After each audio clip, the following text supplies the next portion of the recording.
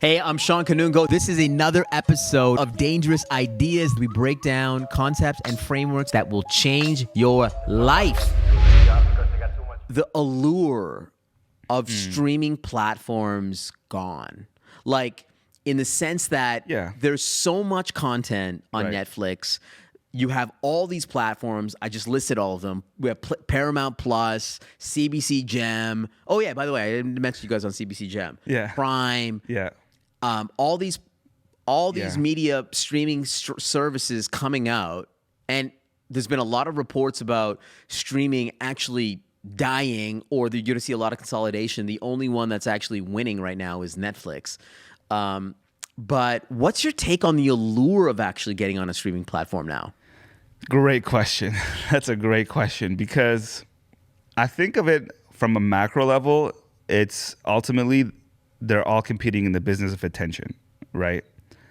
And being able to go on a streaming platform, it's a great feeling in the beginning, but then you also start to realize there's like thousands and thousands of other, maybe like even better films that are going on there. So what's my contribution to something like that almost feels insignificant to a certain point, but I feel like it's business of attention, and as well as like the convenience, right? A lot of people nowadays don't go to the theater anymore.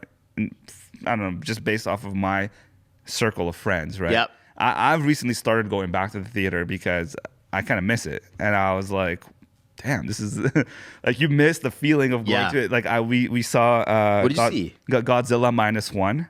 Okay. I don't know if you've seen that film, man. It's like you have to see it at a movie. Seeing it at home on a streaming platform, I would be almost disappointed. It's called Godzilla -1. Yeah. It's a Japanese film, I believe. I'm pretty sure it's a Japanese film. So it's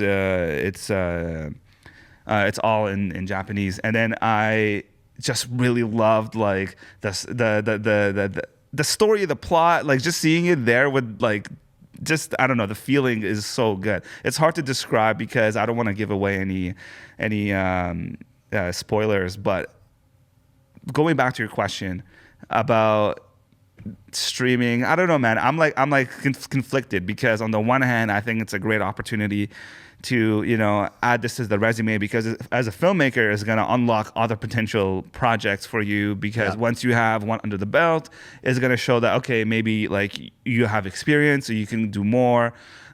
So it's kind of like, it's on the one hand, it's great. On the other hand, I feel like it's a rat race. And then how do you stand out? And I mean, what's the point of it all? Is it just to get a check, or is it to actually move the needle on like your passion and the story you want to tell? Yeah. So I don't know. But alternatively, and it's no different than like how distribution on YouTube is like, it's free distribution, and you can easily just like watch as like there are films on YouTube that are really as good as like something that's on Prime or Paramount Plus or whatever, and it's free, and it's all creator run, funded, and it's not really so much of like, like they're also competing in that same vein, but they have an audience, right? And that's kind of also like it really ends up like, now it's like so many layers to it.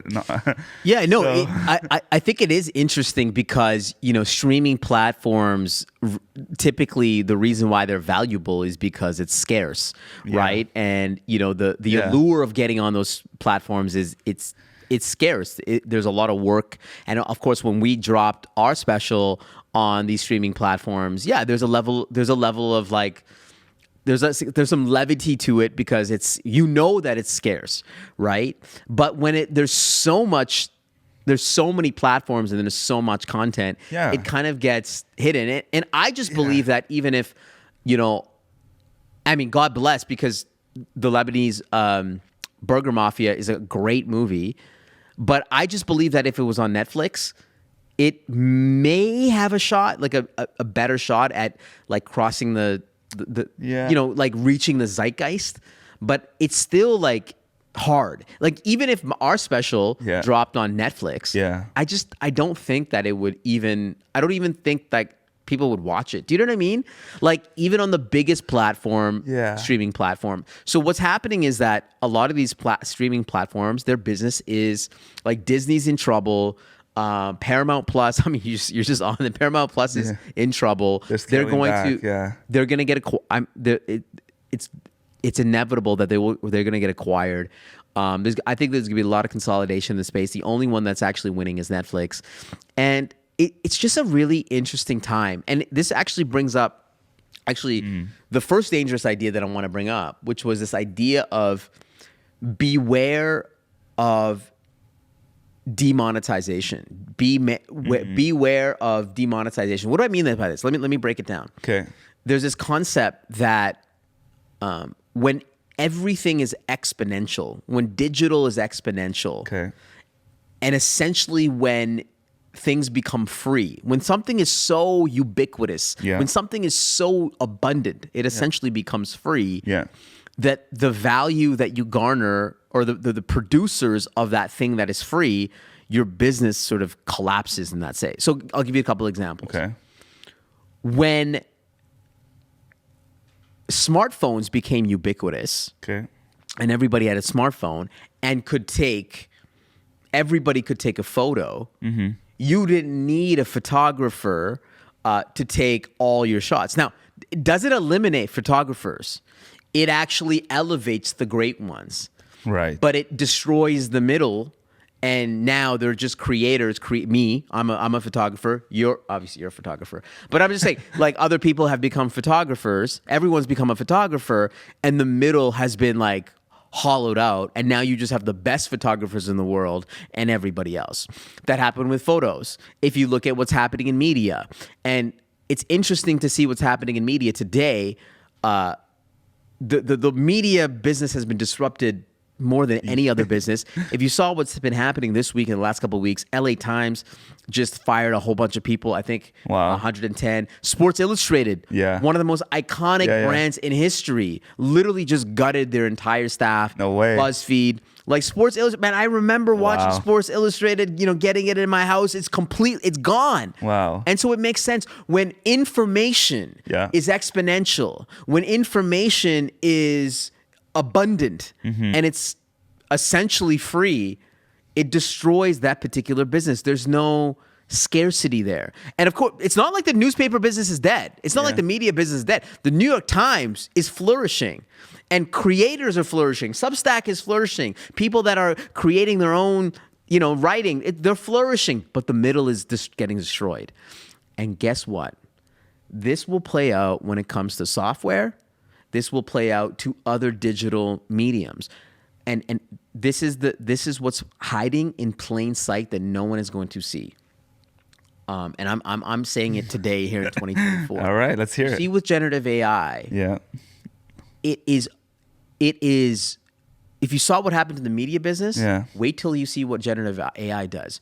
See, when generative AI allows anybody in the world to become a designer, when it allows anybody in the world to be a coder, when it allows anybody in the world to do knowledge work, analysis, you put an Excel document and it will just cook it, and it's accessible for everyone around the world. The same thing will play out for media, which is the same thing that played out for photographers, which is you will still have incredible coders. And then you will also have people that can code by themselves. But this whole middle market of coders will disappear. Same thing with designers. You're going to have incredible designers that they're still impacting the culture. Yeah. And everyone else will be, and creators will be designers, but the middle will hollow out. Yeah. This is happening. What we're seeing with media will happen in almost every industry that is pure play digital, because what's happening with generative AI, that anything that is digital will be replicated. Let me repeat, anything that is, I said this in the last pod, I don't think people are understanding it, so I just want to double down, triple down. Anything that is digital can be replicated. Any website can be replicated, any app can be replicated, any image can be replicated. Yeah. Anything digital can be replicated. Yeah. So when that happens, you will see every industry go through this, where there'll be elites and creators, basically what's happening in podcasts right now. Yeah. There are Joe Rogans of the world that garnered 95% of the revenue. Yeah. And then there's creators like me right now. So it's a fascinating world. It's coming.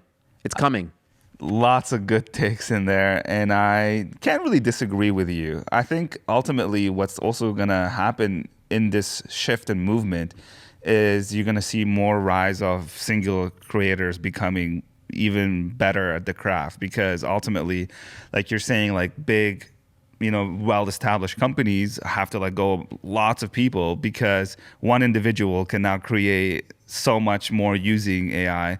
And we're kind of already seeing, like going back to the filmmaking, like Yes Theory, for example, they have a small team and they're making like full-fledged like short docs, if you want to call them, 30 to 40 minutes. And Yes Theory is they've been in the YouTube game for a very long time. Exactly. Doing their own thing. Exactly. I mean, they've been at it for so long that they maybe mastered their craft at that point. Still, it's not like a one individual creating this whole thing, but the things that they're creating to me is kind of fascinating because they're not going through streaming platforms. They're just simply distribution right on YouTube, and kind of why go through this extra thing. But that in itself, we can kind of like, go into it more if we want to. But what's more interesting, what you said, is that like recently Google, I think, announced like Lumiere, which is like text to video, generative AI. And that to me was kind of like mind blowing, because I'm like, this is crazy. So I can just write a scene if I want, or it's not so much of a scene, it's more of like an action. The way I kind of think of it right now, I don't know. I need to use it to be able to see what. Sorry, first of all, they didn't launch. They announced. They announced. It's to be clear. So they announced Lumiere. Google announced Lumiere, which is very, very fascinating, and it seems a very powerful tool that I think creators will use more than the industry, because industry is going to fight back on it. It's funny because I've been using Runway, which is an AI tool, which is text to video. Yeah. And I've been using it for my decks and my PowerPoint presentations. Okay. Like I use it almost every day. It's not great. Yeah. But it's not going to get worse. That's why I keep on telling people it's not going to get worse. It's only going to get better. And if I'm using it already, and I'm already incorporating it in my decks, just imagine what it's going to look like in the future. The question becomes now is like, where do we see? Is this like, is it solving a problem that is already existing, or is it just simply a shift of how we consume video? Like, do you know what I mean? So is this only going to disrupt the creator industry, or is it going to disrupt the film industry? Do you know what I mean? Because like, I think it's going to disrupt. I think it's going to do exactly what happened when you democratize the technology. It's going to give creators more power, so that they can create more. I can see that. And it's going to give power to the people that use it really, really well. Yeah. And they create a different model around it. They will garner value. The rest of it will destroy like medium-sized companies that are creating like stock video photography, videography, or like the stuff that is in the middle, right? Totally. But okay, so stock video sites. I'm trying to like think about, let's say, more for, just like how there's Oscar nominated films, like most of them are drama films. I mean, drama is probably one of the maybe biggest category that always gets nominated. And will it ever eliminate human performance on camera? I mean, so that's kind of chatted like about this. It's funny because like it's almost been a year. We've been talking about this, and I go back to the idea that humans do not want to watch bots.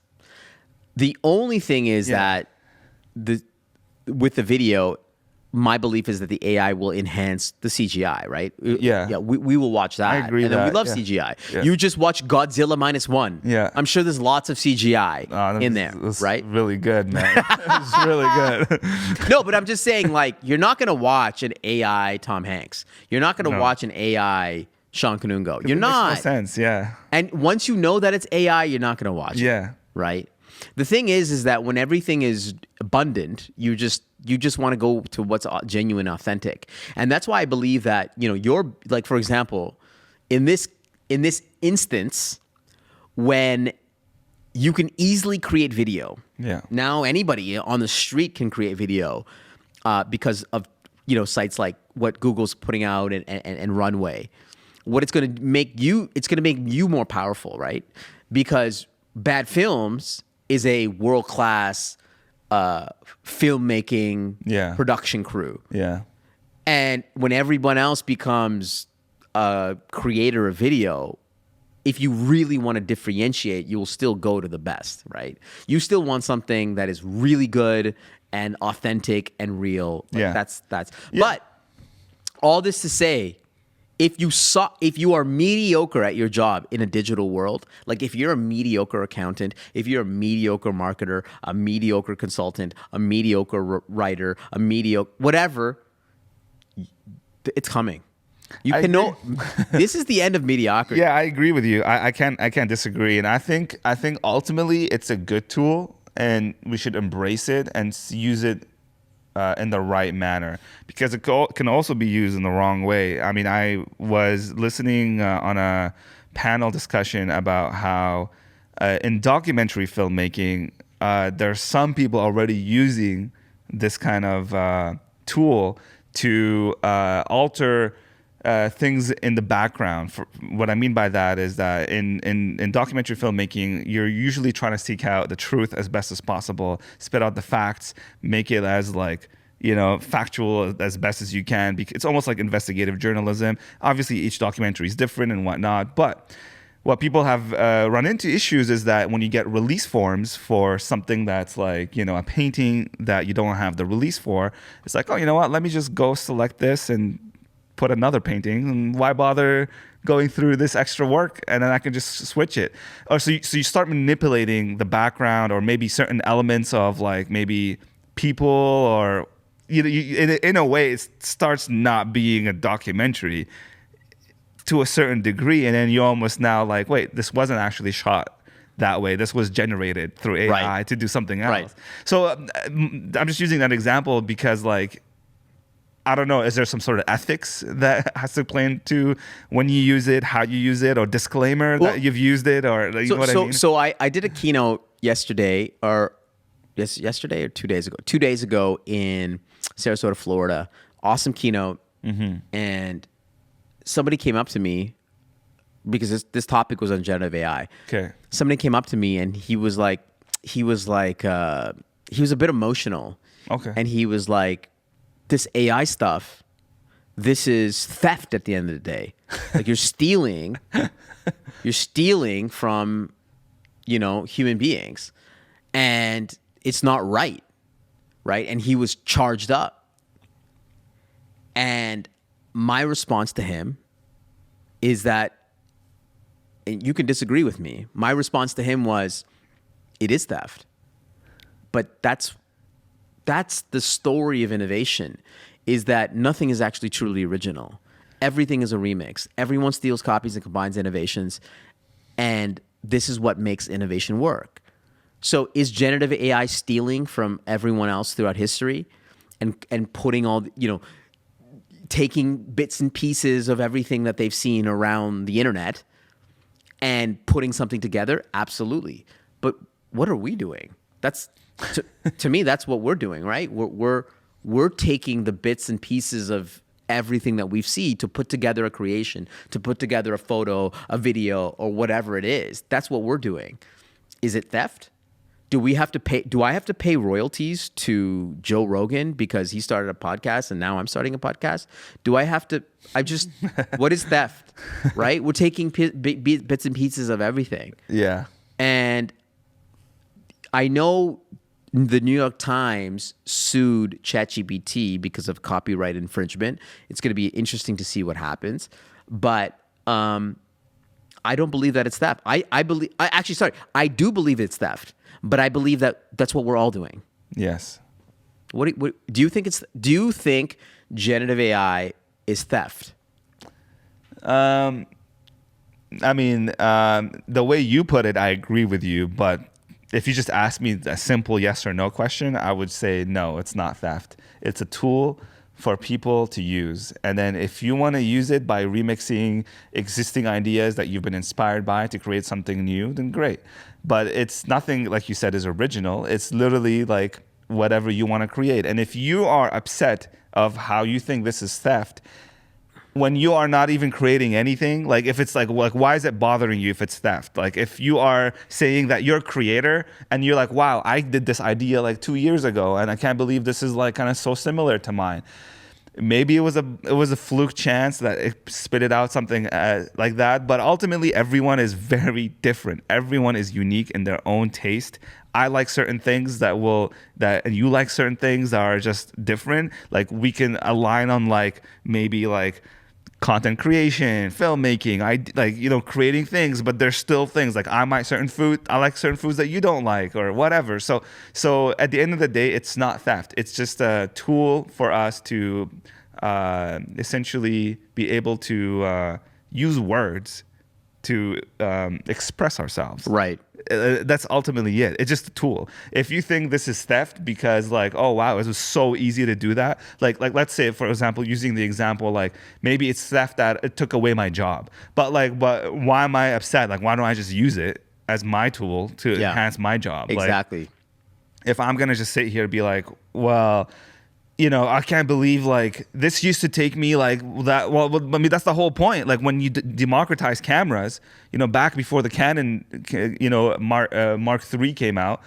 no one could afford a camera to go 100%. shoot stuff, right? But now all of a sudden, like you have a bunch of people who can afford this camera, and now they're shooting stuff. And then the iPhone, like it's just like it's like iteration over iteration over iteration. So that people are just simply like pissed off about something that is making your job easier and faster. No, if anything, just get better at explaining yourself. Just get better at like getting to that end goal. If the end goal is to be creative and be able to express yourself in a specific way, use these tools the right way.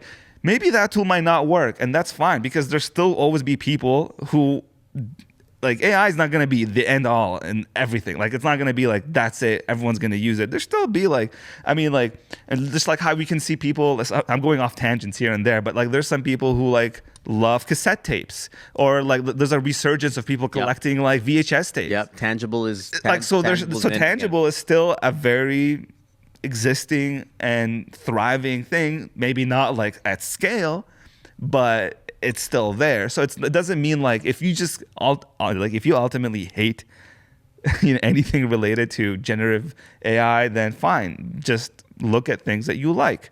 What brings you like happiness? What brings you satisfaction? Yeah. How do you express your passion, your creativity, and use it in the right way? And let the market decide it. Exactly. At the end of the day, like you're not gonna decide. Like it's just a tool. I am. So I do believe that some things should not be like outright stolen. Like for example, if I'm, if there's a stand-up comedian who spent months or years, grinding on a joke, and then somebody goes off and like just replicates it, I think that is theft, and that's not right. Yes. But I think if you're taking different pieces of a joke from here, if I take a joke from a little piece from Chris Rock, a little piece from Dave Chappelle, and a little piece from I agree. Carlin, and I put it together, to me that's just inspiration at the end of the day. 100%. And that's what innovation is. That's what innovation is all about. Well, yeah. Like look at musicians. Like tell me which musician became a musician before they were inspired by other musicians. Yeah. Like you liked a specific sound, you gravitated towards it, and then you eventually created your own. I mean, like you look at Mr. Beast's video. There's a couple of YouTubers who literally outright copy him. Yep. Like just in different languages or whatever.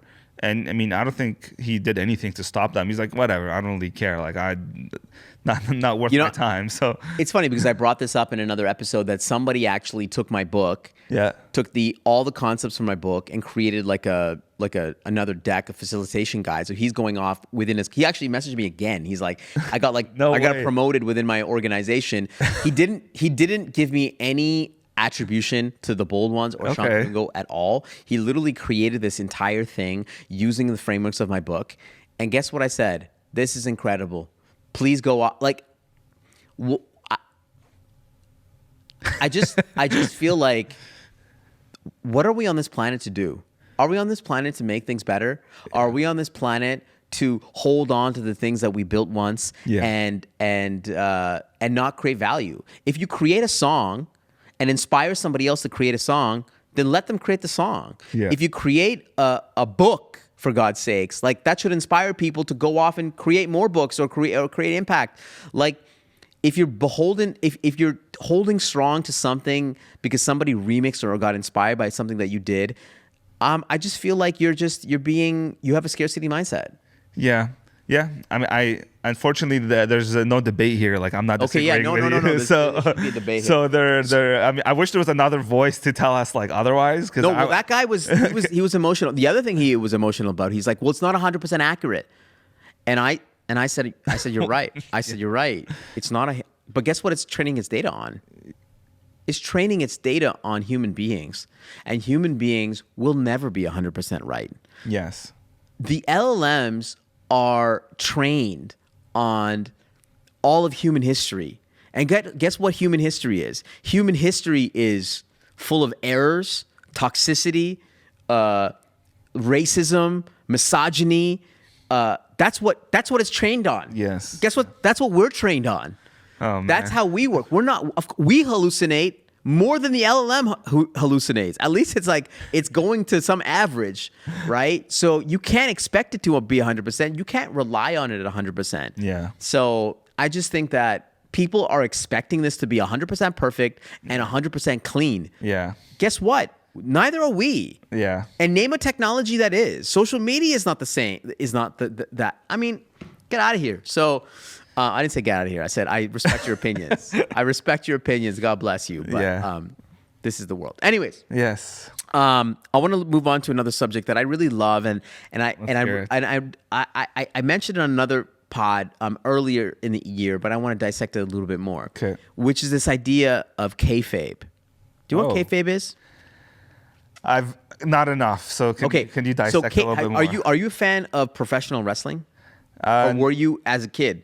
And I know. I know Kayfabe. Okay, now you remind me. So Kayfabe is this idea. Yeah. That, for example, in professional wrestling, they're creating something that they know that you know that it's fake. Okay. Yeah. But they're playing it out like it's real life. Yeah. But you actually have a genuine reaction to as if it's real. So it's like, you know it's fake. Yeah. We know that you know it's fake. Yeah. But you have a genuine reaction that it's real. It's a really weird contract between the wrestlers and the audience. Yeah. And if you think about this idea of kayfabe, that we are putting together something that is fake, that you know that it's fake, yet you're still having a genuine reaction that it's real. I believe that my analogy is that, and the dangerous idea, is that life is kayfabe. That social media is kayfabe. So for example, I'll give you a great example. Instagram. I put together my highlight reel. You know that it's not real. I know that you know that this is not that this is just a highlight reel. Yet you have a genuine reaction and be like, that makes me feel bad.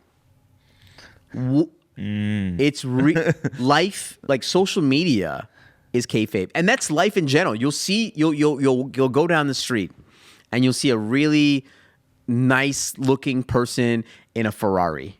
Yeah. And they know that you know that maybe that's a lease car, maybe that's not real, maybe whatever, yet you still have a genuine reaction around that. And so it's like life is part reality, part fiction. And what was interesting is that a couple days ago, and this is kind of a tangent, but a couple days ago, The Rock became a new board member of TKO, which is the parent company that owns the WWE. Okay. Vince McMahon, who's been at the helm of WWE yesterday, it came out that he's been involved in some really shady stuff like sex trafficking, sexual assault. Oh, wow. And what's interesting is that the WWE is all about kayfabe. Yeah. And here you are with Vince McMahon, who was the center of this kayfabe thing. He if you actually watch the WWE, he was also somebody that was like, he also crossed the lines between reality and fiction. He once created a storyline, or he wanted to create a storyline where his pregnant daughter, that the baby was his, and then his daughter didn't want it, and then he was. Wow. His new thing was that the baby should be his son's. So just like really weird stuff, like this incestual storyline, and yet he always crossed this idea between reality and fiction. And to me, it's not surprising that he has been charged or seemingly like he's getting all these accusations thrown at him around sex trafficking or sexual exploitation, because he's been doing that his entire life. And I feel like at some point it became his reality. Yeah. Anyways, I think that's just fascinating. But getting back to the idea of kayfabe and that our life is kayfabe, social media is kayfabe. Why do we react even though that we know it's fake? Why? Man. Why don't we react? Why do we? No, before coming here, you said, you know what? I kind of like, you told me this. You said, I'm not like looking at a lot of the social media stuff because like sometimes it makes me feel bad that I'm like, fuck, I'm not posting enough, or I'm not like doing stuff. Yeah. So it's actually giving you a genuine reaction when you know it's like kind of not real. Yeah, actually it's true. Yeah, it's actually the way you just put it right now, it's like my reaction was simply more stemming from, I'm inundated with all this like, work that I'm just doing on the go, but I do also feel like I want to participate in this social media presence, and but when I ask, if you ask me, but where's that stemming from? I guess because like, is this because I want to post because I feel bad, or is it because I want to? Yeah, that's actually this is more of an existential question, to be honest with you. Are you? So does it make you feel bad because you know that you should be posting more, but yet you're not doing it? I think it makes me feel bad because I think this is just my assumption right now, is because if I am doing it consistently, then I can crush it. And I don't do it. It's that belief that you know. Yeah, it's the belief that I know. And what does crushing it mean? Is it like just like numbers and like whatever? Like, I don't know. Like it could be. I don't know what that means. Like sometimes I just watch stuff and I'm like, I can't believe people like watch this stuff. But it's like, yeah.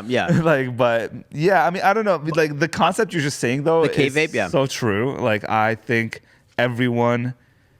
We're living a mirage. Yeah, everyone. We're living a mirage. Yeah, exactly. It's not real. Well, yeah, like social media is never real. Like, even when these YouTubers, actually, I watched an MKBHD video recently where he said like on quitting YouTube, and how that was I didn't watch it. That was clickbait, right? He's not quitting. He's just commenting. He's chiming in his 2 cents. Okay, what was his 2 cents? Is that because there's a bunch of like YouTubers who are quitting YouTube now, and then they're kind of like the point I wanted to make is that when someone makes a video like that, like when they announce that they're quitting YouTube, is that they're being genuine or authentic. But then to me, and then you start seeing like these same guys who were like, they didn't actually quit, they just scaled back and they're just starting something new.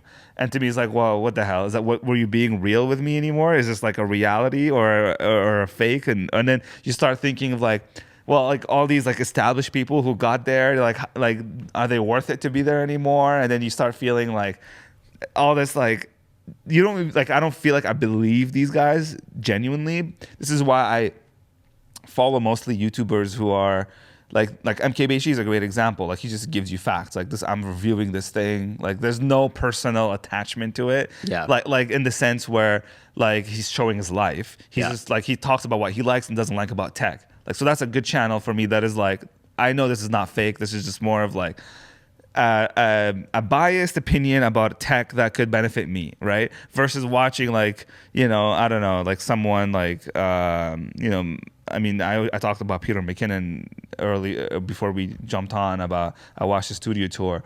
Like, to me, sometimes I feel like a lot of creators, they started somewhere, being uncomfortable in front of a camera, figuring out kind of your voice, and at some point they took on this character, or they molded themselves into this persona that's not really them, but it became them. Yeah.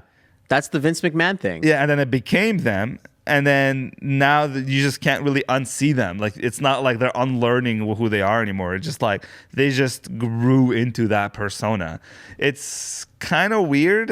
It's very like, weird. It's like a reality show, like no different than a reality show. Like, in reality, literally like 99% of it, I believe, is fake. I could be wrong, but you're fed prompts to create conflict or things like, and then you start acting up a certain way or whatever, and all of a sudden you become this character, and this character, which is fiction, becomes you. Yeah. It's weird. There's an idea I think we may have talked about on the pod, which is the idea of audience capture, where you become beholden, or you become a product of the audience that you sort of have built. Yeah. And what happens on social media is that the more opinionated that you are, the more status that you get, so the more that you lean to a particular side. So, for example, I'm not saying that he falls in this camp, but somebody like Jordan Peterson, right? Jordan Peterson, he was getting a lot of attention for his stance on particular takes. Yeah. And the more that he doubled down on that particular stance, I'm not saying that that's the case, but some people make the argument that he is in this camp. The more that he double downs on this particular stance, the more audience that he captures, and then in itself, you can see the way that he speaks, or his tweets, or the people that he promotes, they lean to a particular area or a particular side, because that's what the audience has turned him into, if you know what I mean, right? In a way. Like, do you think I don't know much about Peterson, but do you think he's always been like that? Like, no, that's what I mean. Because I feel like I think people like that, their opinion has always been like one way, and they've never shifted. Yeah. Like, kind of like Trump in a way, like Gary Vee, for example. Like, you can watch like his earlier videos to like now, it's like never really changed. Yeah. Like, I think there's certain individuals who have been like that, and they just put a camera in front of them, and then they became that, versus like a newer generation who is like almost like learning how to talk, and you start putting a camera in front of yourself and you become that person, right? Because you've never really knew anything else, right? You're right. I think it's more of a new phenomenon than anything else. I think you're probably seeing it with newer creators or folks like that. And it makes sense, right? When the algorithm pushes things, if you're creating content or ideas or whatnot, and the algorithm rewards you for that, then you're like, I want to do more of this stuff. I'll give you a simple example. I know that I could be 10 times bigger on social media if I just leaned more into the AI stuff. I know that. I know that all the AI videos that I post on TikTok and Instagram, and YouTube Shorts, they all pop. They always do well. They go crazy. Because but do I want to be known as the AI guy? No. Well, I want to be known as the innovation guy. Yeah. And guess what? That's not as sexy. It's not as sexy as being narrow in the AI field. And I have chosen not to just double down and triple down on being the AI guy when I know it gets views and I know the algorithm loves it. Well, why not double down on the AI and then shift later when the topic is not as hot anymore?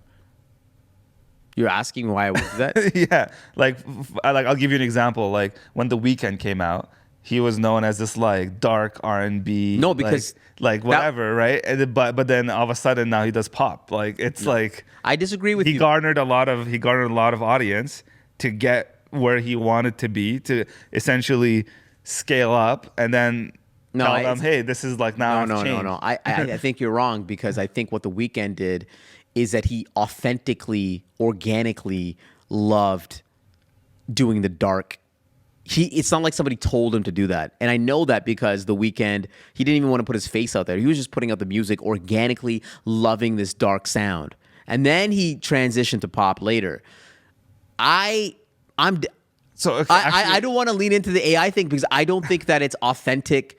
I love it and I love but that's not like, well, no, that's not who I am. No, that's true, but you like the space. I love it, yeah. Exactly. So I'm not saying like choose something you don't like. I'm not saying like you're not talking about something you're like hate it just to get somewhere. So no different than how you explained The Weeknd. And actually The Weeknd, by the way, it wasn't even his idea. It was a producer named Jeremy Rose that he created the concept The Weeknd with an E at the end. And then he pitched it to The Weeknd like I'm looking for someone to do this. And then he created 3 songs with him only for The Weeknd to drop him because he got all this clout because he got like, you know, right, spotlighted by Drake, and all of a sudden, like, oh, well, are you gonna start paying me? Are we a duo? And then The Weeknd dropped him. So The Weeknd was doing like very normal music before that, like not as like dark, whatever. But music was his thing. Like he always liked music, right? So in the same vein, where it just like he did this, got so much like hype through it, and then went to pop. Like why? Like I mean, a lot of people, he lost fans when he went to pop, but also gained new fans. So I'm just simply saying, like, listen, I'm open. I'm open I'm open to the discussion that you should just focus on. Mo is saying, go narrow in on the AI stuff, build an incredible audience, and then move from there. It's not like you're not being disingenuous. Like you're not simply saying like stuff that wouldn't, like, I mean, ultimately, like in the innovation space, AI is a big, it's in there. I guess you know what I mean? I guess I'm thinking too much about it then. Yeah, you are. Wow. Wow. This is good. I just think that it's inauthentic because I just don't want to talk about AI. That's fine. Because you know what I love the most? I love culture. I love this. I love talking about the culture. To me, this is who I am authentically. It's about AI is part of the culture. That's why when NFTs were hot, I loved it, and I love talking about NFTs because guess what? It was part of the culture. Disruption is part of that's what disruption is all about. Yeah. Disruption is about understanding what is changing the game, what is changing the culture, and that's what that's what I love. Yeah. And I don't know. Maybe I'm. Anyways, I go back to the kayfabe thing. So you agree that life? Yeah, I think the kayfabe situation is very true. Like, it's almost like an epidemic. So my next, I don't know.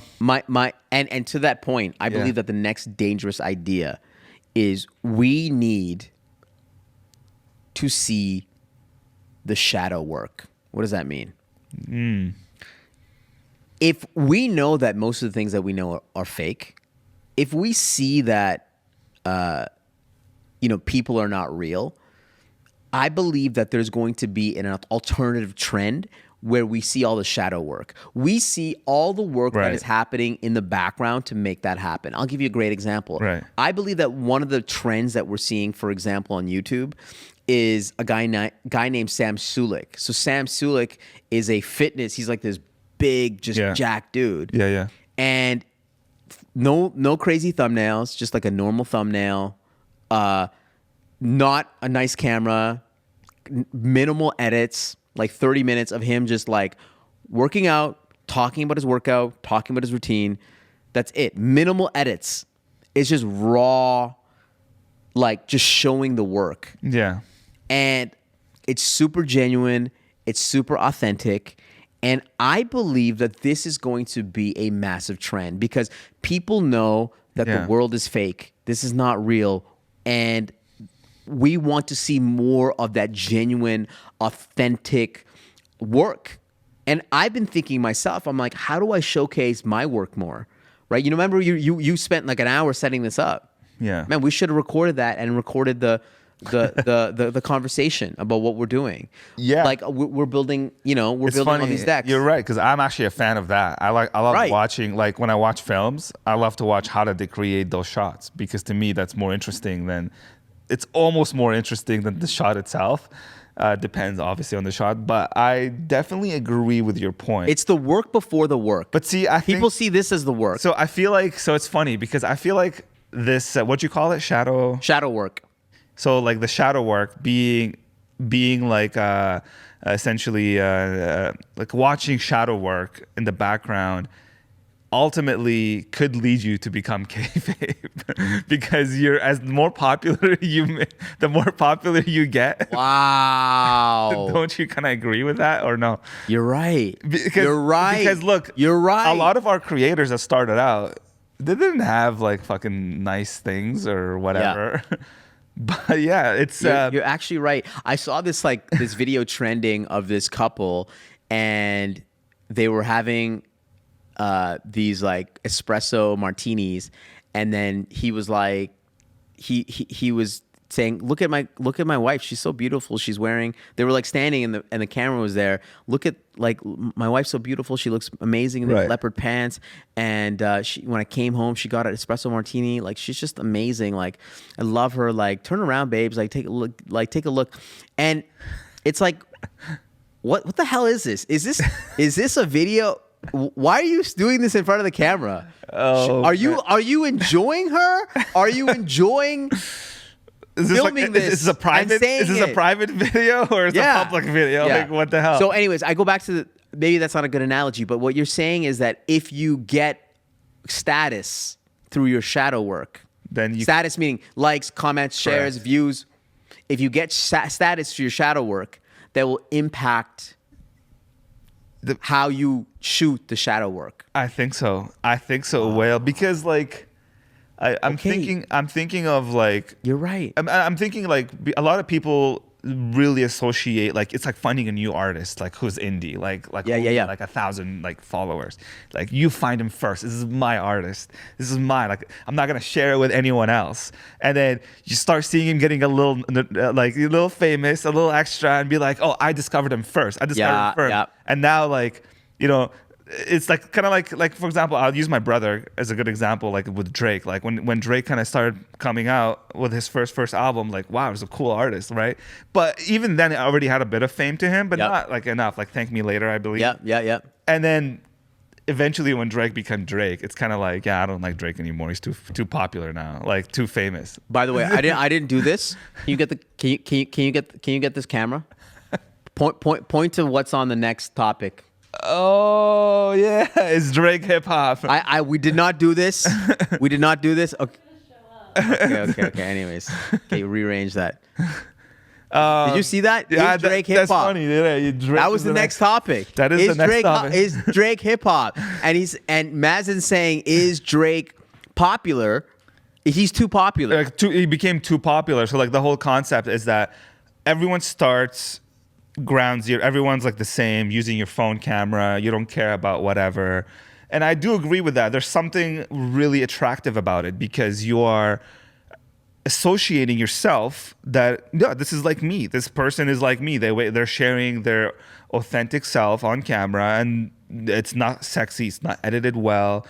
It's just being good, whether it's informative, whether it's entertaining or whatever, right? The case may be. It's just real. And as soon as you do it like enough times to grow an audience, then you're like, oh, maybe I should get another camera, or maybe I should improve my production. And in that process, you start creating or figuring out a different version. You're gonna change ultimately to become a social media person for your audience. Yeah. And it's impossible to dissociate yourself from feeding the algorithm and the audience versus you being creative and being yourself.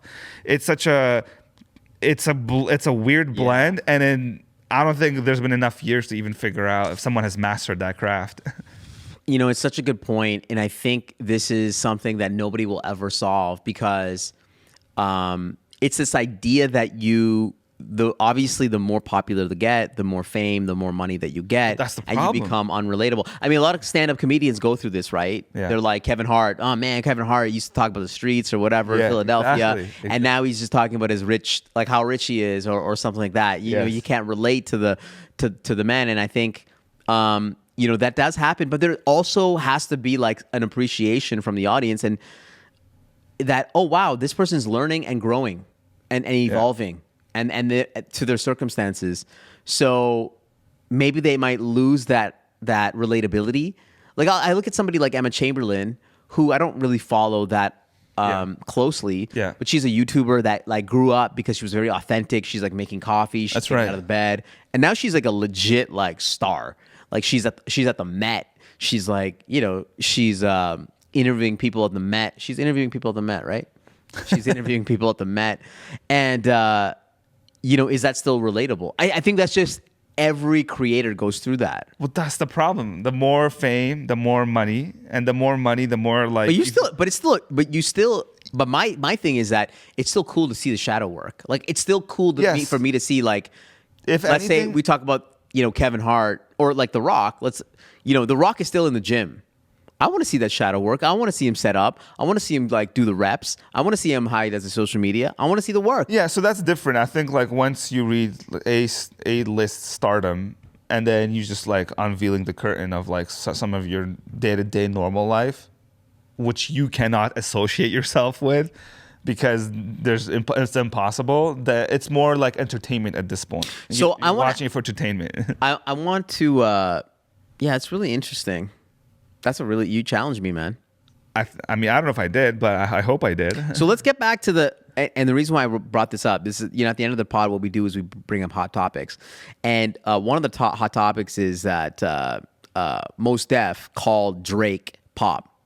He said that he was asked in an interview, "Is Drake's hip hop?" Yeah, and he's like, "Actually, Drake is what you listen to when you go to Target."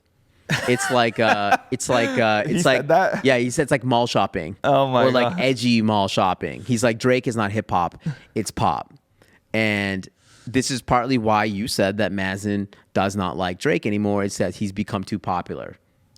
Yeah. Well, it's funny because we were chatting about. Have you seen his live streams that he's done? I mean, I haven't watched them. steak ones? Well, have you seen like the clips? You know, where he goes like, "I need to Max Win," I've seen clips. or like where he like gets someone on the He's call. like in Turks and Caicos. Yeah, and he's like, exactly. And then he jumps on the call with like, "Oh, congratulations, you won $25,000." And the guy's like, "Oh my god!" He's like, "Oh my god!" Like, I'm sorry. Yeah. It's like all this like super like funny things, and you're like, and Mazen was like, at one point I was kind of like, I was relating to this guy, like, oh, he looks like a normal dude that is just like having fun on a stream, you know what I mean? Yeah. And then you realize like, oh wait, he's too rich when he starts making all these like crazy like bets and money. You're like, yeah, there's no way like I can relate to this person. So. I mentioned this story just simply because there's part of Drake that seems relatable when he's just like being himself, but as soon as you realize of his like level of success and where he is at, yeah. I think to me he is definitely. It's a hot topic, man. I don't think he's hip hop. And I don't even know who is, to be honest with you. Like, I don't know, like how, like nowadays, if you tell me who's hip hop, I'm like, I don't know. Like, what, like, do you know someone who's like hip hop right now? No, I think Drake. I think Drake is hip hop. I think Drake is hip hop, and I think it's a, and obviously I'm a Drake stan. Yeah. But I believe that Drake is I believe he's the GOAT of hip hop. I don't think he's just hip hop. Maybe. I think he's the GOAT of hip hop. I think that's just because you have to define what hip hop is to you. And I think that definition changes from different people. I think of hip hop, I think of Drake. So I don't know.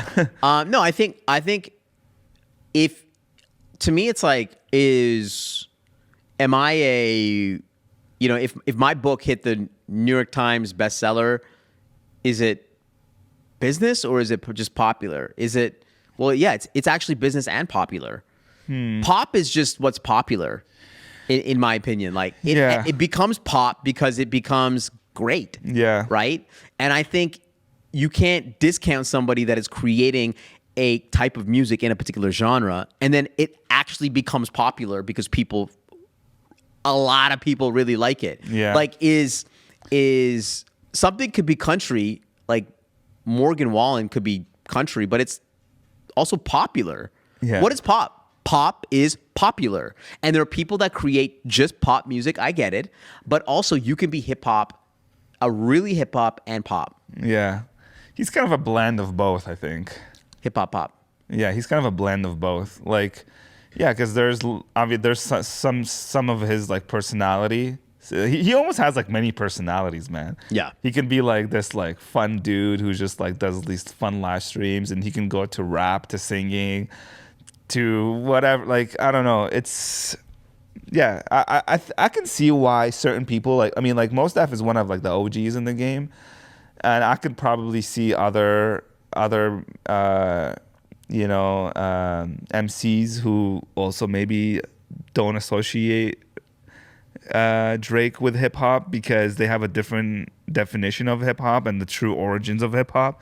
And I feel like, hip hop has been the most like, stolen kind of art form and kind of remixed and fused into many different things. And it's definitely not the same as it was in the 90s and the 2000s and the 2010s. It's always been evolving to a different thing.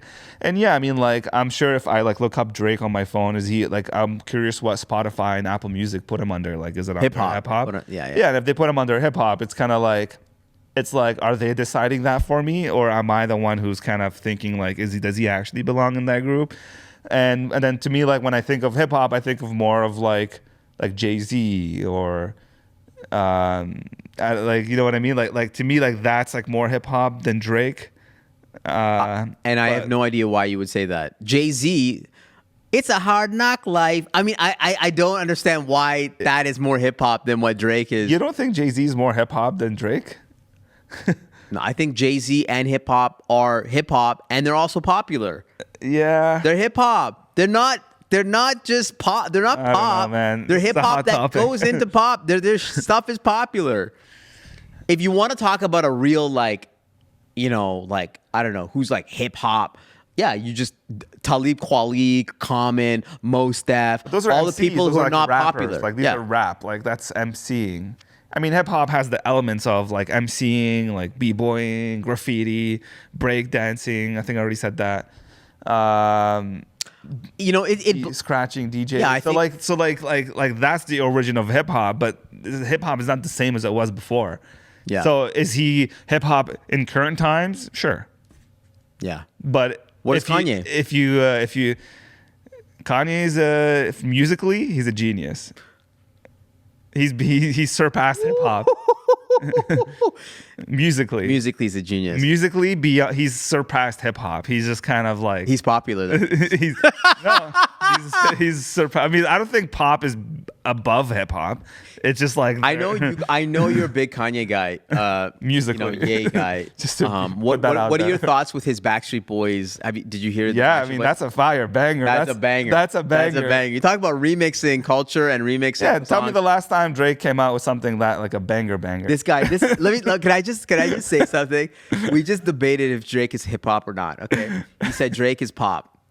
Kanye remixes a Backstreet Boys song, which Backstreet Boys is the most pop thing in the world. With Charlie Wilson on the tracks. Yeah, but there's actually a rap in there. I'm waiting for that track to drop. That track is going to be... The only problem is the lyrics are like... They're a little... Yeah, it's like... I'm the king, like Burger King or something like...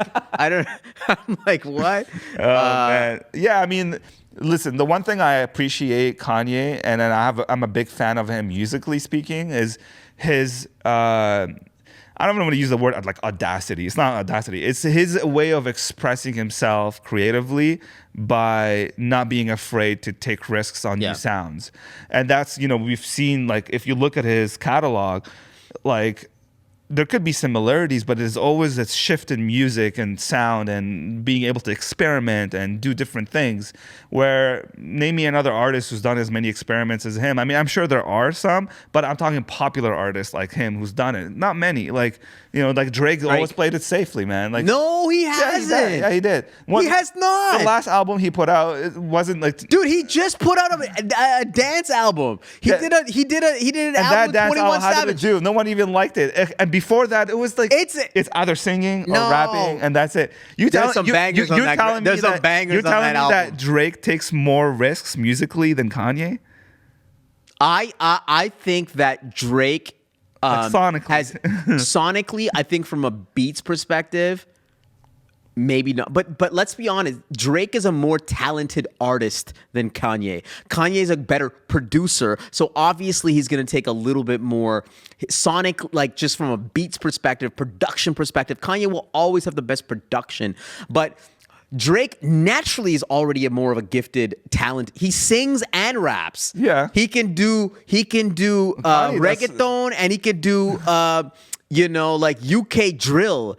He can do Arab. He can do French. He can do one line. A dance album. He didn't even speak the words right. Dance album. I speak both languages. He didn't even speak those right, man. No, Drake is a way more of a multifaceted. He has taken shots.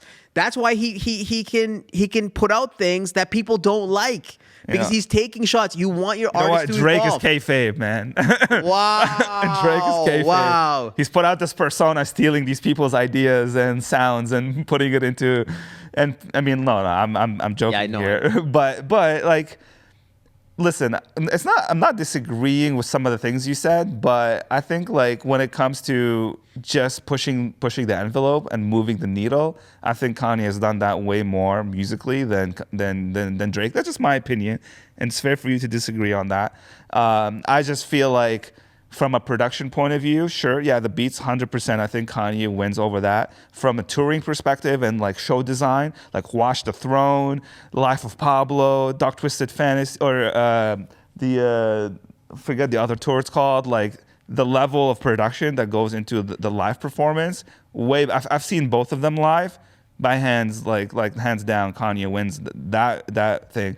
Now, in terms of lyrics, I've never like truly like loved like Kanye's like lyrics, but it just, there's a feeling to his music that you really like get with it. And then for me, like this is where I can agree with the pop comment that Drake's hits feel more like pop. Like they're just really popular. They're like, you just want to dance to them and you just want to like vibe with them. Yeah, you want to have a good time. Yeah, you want to have a good time. But creatively, like feeling like something different. Like actually like as an artist, I appreciate Kanye way more than Drake. Like I associate myself way more. What do you think? What do you think of Kanye recently doing? He's been back on social media. Not music wise. I'm not following him non music wise. I'm kind of like I don't really. I mean, listen, the guy has too many ideas in his brain, and then one day he's doing this, and one day I thought he was like doing all gospel stuff, and now he's not, and then I don't understand it. Yeah. So I just obviously Kanye is super controversial, and it's funny though that like people can't stop talking about him. It's just like he said literally like a year ago he said probably the most hateful things that you will ever hear anybody ever say, right? And yet he's still in the culture, right? He still like talked about Adidas. I don't even think Adidas has totally like stricken their relationship with Kanye. Well, I mean, they still have the Yeezys like inventory that they're figuring out what to do with. Like to me, it's just fascinating. It's just some people they just like they can never die and still survive. Yeah. Yeah, I mean, but that's it shows, I'm just saying, if the Backstreet Boys cleared that song, but it just shows his testament as a creative, like as a creative person, people cannot rule him out ever. Like I think he's cemented himself, like he put a legacy on his name as an artist, right? And like, listen, as people, like, I mean, like he's gonna have to do like, I don't know, like, I mean, if he probably killed like 50 people, I'm sure he would get canceled if there was. I mean, like, I don't know. The 49, no, but 50. 50, I don't know. Definitely. I mean, I don't know. But like, even what I'm saying is debated. I don't know. Like, I don't really know what it takes for him to get canceled. Yeah, what he said is terrible, right? But you're right. It didn't like. It impacted him financially, but not like. But didn't cancel him completely from the whatever. But I don't know. So last hot topic piece. Apple is rolling out the Apple Vision Pros, the big, sort of entrance into like the AR sort of space. Would you buy like a $4,000 headset? At this stage, no, because I'm not a creator with YouTube money. Because I think it's crazy that the price tag is just ridiculous. And I think Netflix and others have said that they're not putting their content on there. Yeah, because there's YouTube's not even on there. I don't think you They're can. not? Okay. No. Yeah, like okay, if I had all the money in the world, would I buy it? Maybe it's just for fun. But will I be practically using it? I don't think so. I haven't seen enough, use case basis to be like, okay, yeah, this is part of like this new. But I do appreciate that they've released this thing in the market that doesn't have a real competitor. Yeah. Because the Facebook product, is it called the Oculus? Yes. I don't think that's really like true competition. It's different. Yeah, no, I think it is. I think it is a little different. But I think we'll see. I in Canada, I don't know if they're rolling it out yet. I don't know either. But I am probably gonna get one. You're gonna get one? Just for the. I just heard to understand. I'm somebody that I like to you gotta dabble. taste. And, I gotta taste. I mean, I want to, but I just feel like there's no point for me to do that. Yeah. It's kind of like when 4K was like being talked about, like, oh, like we should all be making 4K stuff, and now it's like the normal thing. But it took such a long time for people to start adopt it. Totally. And right now, the biggest complaint I hear about the Apple Vision is that it's too heavy on the head. Like, That's you can't really wear it for like long MP, hours. And then that in itself is like worry. Like it's like, oh, well, I'm not gonna buy something to just like wear it for like 20 minutes or 10 minutes and be like, okay, I'm done. Yeah. Like, what am I gonna use it for? Especially if we're using it as an interface with your, like, if it's substituting your computer, or like, I don't know. I have no idea. So, like, do you have other thoughts on that or no? No, well, I did see how heavy it is. I think Marques Brownlee he mentioned that it was heavy too, which is a huge blow because he's like Apple. I think he's like the Apple like spokesperson, and he always says nice things. And he said it was like too, it's too heavy. But no, it's gonna be interesting. It's gonna be fascinating. I'm excited to see how this is gonna be the gateway to the metaverse or the gateway to an AR VR future. If we think about what's gonna replace the iPhone or smartphone, I mean, I think it's definitely the closest thing. But we'll see. Yeah. But listen, man, I really appreciate you coming on here. Dangerous Ideas, another episode. Thank you, Ben. Thank you for having me. All right. Rate, review, follow, subscribe, whatever you got to do. Make sure you follow up. There you go, buddy. See you later.